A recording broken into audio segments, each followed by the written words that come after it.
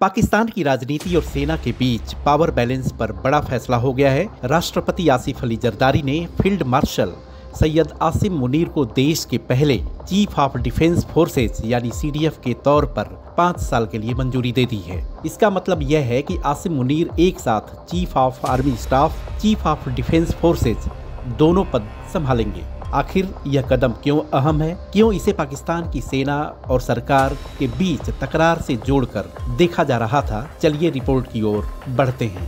पाकिस्तान के राष्ट्रपति कार्यालय ने सोशल मीडिया प्लेटफॉर्म एक्स पर पोस्ट कर पुष्टि की।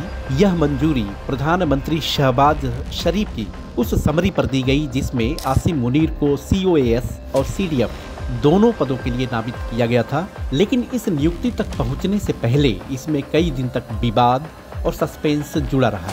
29 नवंबर मुनीर के 3 साल के आर्मी चीफ वाले कार्यकाल का आखिरी दिन था। शहबाज सरकार को इसी दिन देश के पहले चीफ ऑफ डिफेंस फोर्सेस की नियुक्ति की अधिसूचना जारी करनी थी, लेकिन ऐसा नहीं हुआ। इसके बाद सवाल उठने लगे कि क्या शहबाज शरीफ मुनीर को और अधिक पावर देने से हिचक रहे हैं। शहबाज शरीफ जानबूझकर नोटिफिकेशन से बच रहे थे।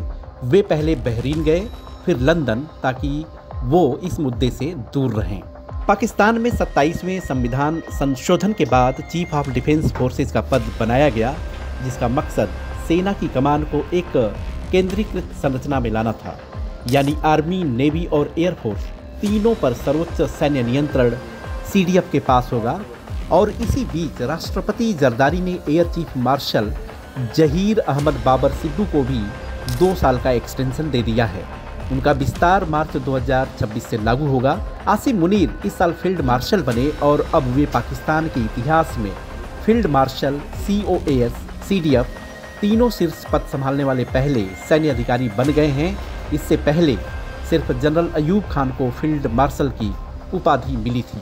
नोटिफिकेशन में देरी ने पाकिस्तान को एक अजीब स्थिति में पहुंचा दिया था, क्योंकि अगर मुनीर की टर्म खत्म मानी जाती तो पाकिस्तान के पास कोई आर्मी चीफ नहीं होता और न्यूक्लियर कमांड की जिम्मेदारी जिसे नए स्ट्रेटेजिक फोर्सेस कमांड को दी जानी थी, वह भी खाली रह जाती। यह एक बेहद अव्यवस्थित और खतरनाक स्थिति थी।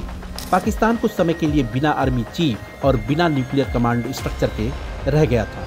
अब पाकिस्तान के पावर स्ट्रक्चर में बड़ा बदलाव हो चुका है। फील्ड मार्शल आसिम मुनीर अब देश के पहले चीफ ऑफ डिफेंस फोर्सेज हैं और सेना की पूरी कमान उनके पास आ गई है। क्या इससे पाकिस्तान में राजनीतिक सैन्य समीकरण बदलेंगे? क्या शहबाज सरकार पर मुनीर की पकड़ और मजबूत होगी?